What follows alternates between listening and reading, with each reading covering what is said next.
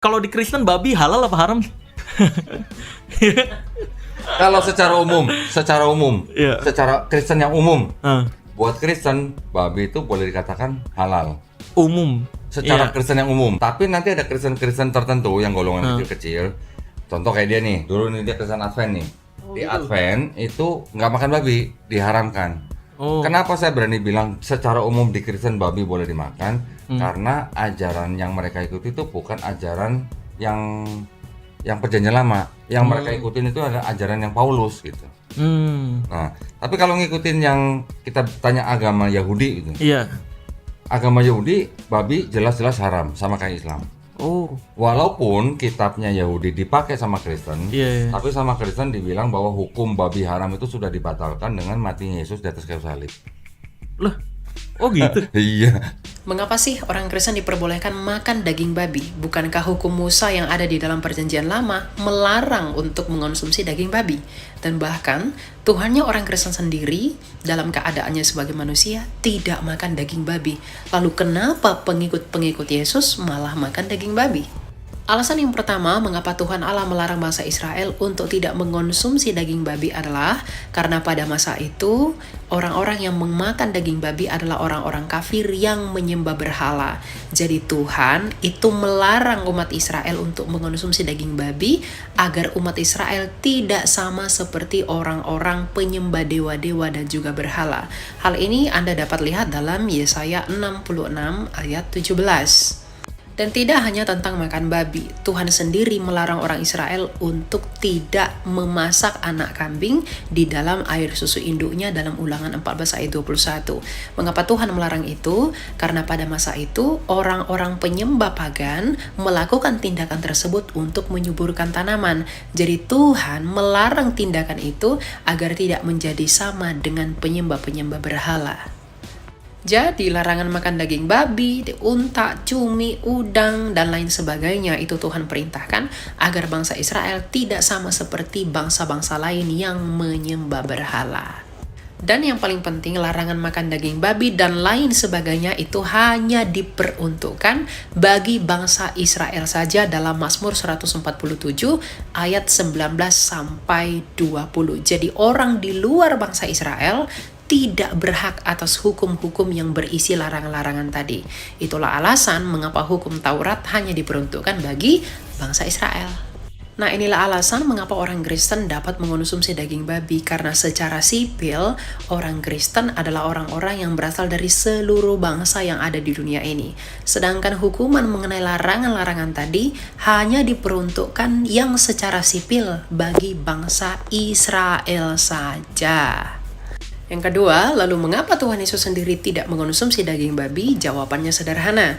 Merujuk dari penjelasan saya yang pertama bahwa secara sipil, hukum larangan-larangan tadi hanya mengikat orang Israel dan bangsa Yahudi. Sedangkan Tuhan Yesus sendiri merupakan seorang Israel dan seorang bangsa Yahudi dari keturunan Yehuda, dari keturunan Daud.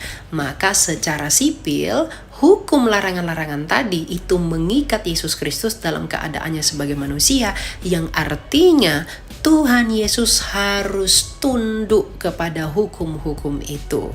Yang dengan demikian Tuhan Yesus mau menunjukkan ketaatannya kepada semua orang bahwa dia adalah orang yang tidak bercacat dan tidak bercela menurut kacamata hukum Taurat sendiri, sebagaimana yang dikatakan Galatia 4 ayat 4.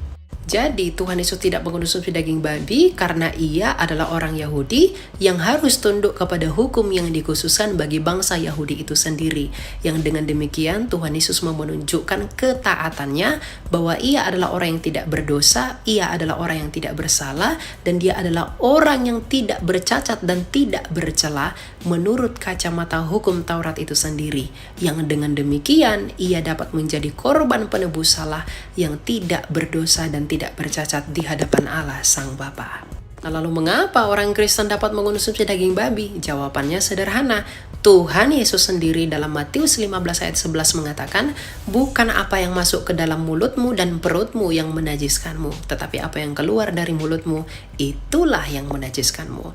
Maka dari itu Rasul Paulus memiliki argumentasi yang senada dalam Kolose 2 ayat 16 dan 17. Ia berkata, janganlah kamu mau dihakimi mengenai makanan minuman, hari raya, hari sabat, dan bulan baru, karena semuanya itu hanyalah bayangan, sedangkan wujudnya adalah Kristus. Larangan haram atau binatang haram itu difirmankan Allah pada saat keturunan Israel aja atau orang Ibrani.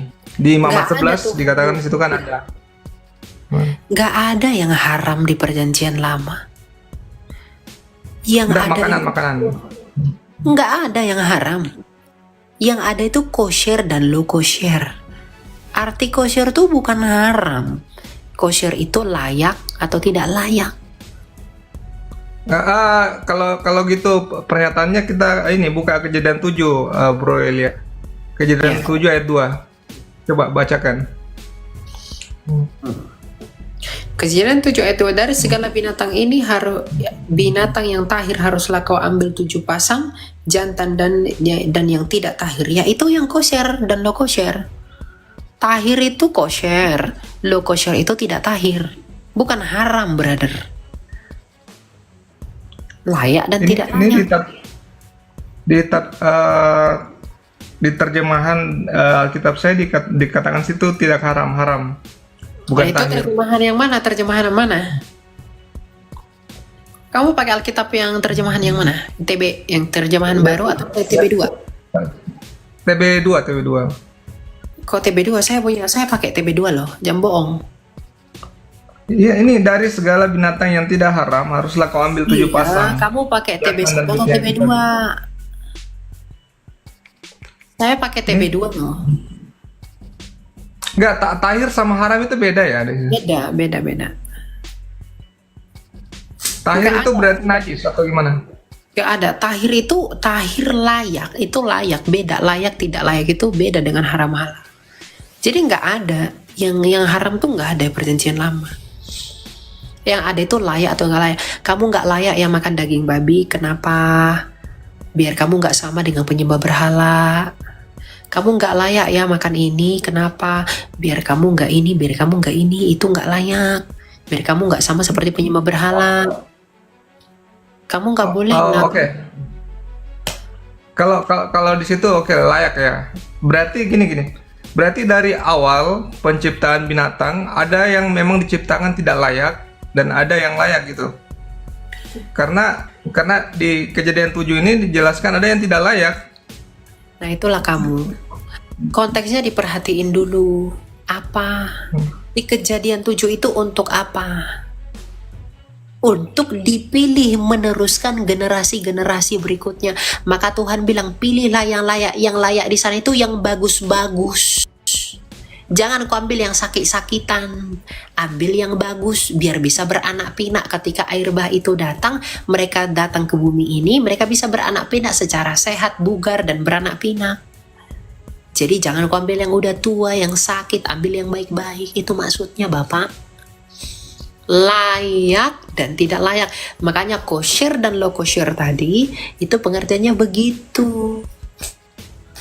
Jadi jangan kamu bilang, oh ada binatang tidak layak berarti diciptakan tidak layak. Enggak begitu pengertiannya, buang-buang.